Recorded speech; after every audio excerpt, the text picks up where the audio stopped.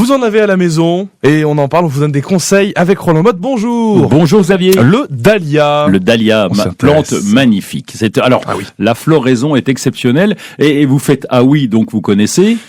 Non, mais je me suis surtout dit, est-ce qu'un jour il va nous dire, ça c'est une plante, mais ridicule, lamentable, et je vous en parle quand même. Non, alors, vous posez avec des jolies plantes, Roland. Non, parce que moi je m'adresse qu'aux jolies plantes. Bah voilà. Alors il y a pas de plantes ridicules en plus. Autant il y a des animateurs de radio qui peuvent être un peu limites, autant les végétaux, il y en a absolument. Pardon de vous avoir froissé, Roland. Je me sens tout tendu là. Ah, il m'a énervé. Hein. Ça commence bien la journée. Et donc là, il y a vraiment énormément de floraisons. Il y a des floraisons dans tous les sens, en pompons. Il y a même du dahlia cactus. Il y a des petits, il y a des doubles, il y a des simples. Enfin bref, c'est vraiment un truc de fou. Il y a tout ce qu'on veut imaginer. Dites-moi une couleur au hasard. Non, pas celle-là, une autre.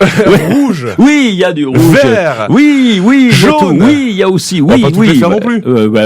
On pourrait parce que s'il faut tenir 2 minutes, on peut.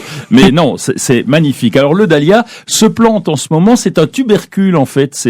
Vous avez déjà entendu parler des tubercules. C'est les patates. Un peu. C'est exactement ça. C'est comme les patates. Il y a plusieurs tubercules ensemble. On les trouve en ce moment dans les magasins. C'est des bulbes et on a le tubercule. On le met en terre à 10 cm de profondeur et ça pousse progressivement et donc on aura les fleurs à partir de l'été. On parlait de patates. Le dahlia se mange-t-il, Roland? Oui. En 1700 de notre siècle, eh bien, il venait.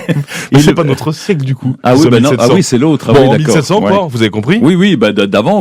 Ouais, c'est vieux. Eh bien, il venait du Mexique et donc les Aztèques l'utilisaient pour se nourrir. Et nous, quand on l'a ramené en France, cette bête-là, en Europe d'ailleurs, eh bien, on s'est dit ça va remplacer un petit peu les pommes de terre, ça va être sympa. Et puis on a goûté, c'était quand même pas terrible. Ah, oui. C'est comestible, mais pas terrible.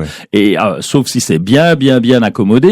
Et donc on s'est dit on va quand même le laisser pousser. On a vu les fleurs, on s'est dit mais c'est magnifique ce truc-là. En fait, il s'est beaucoup plus développé pour son côté déco que pour son côté comestible. Néanmoins, on peut quand même le manger et même les fleurs se mangent et on peut en trouver. Et on peut manger comme une patate avec la pioche, on déracine, on récupère le...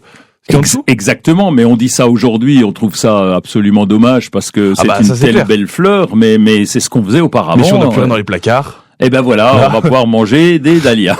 Ça fait cher le kilo quand même.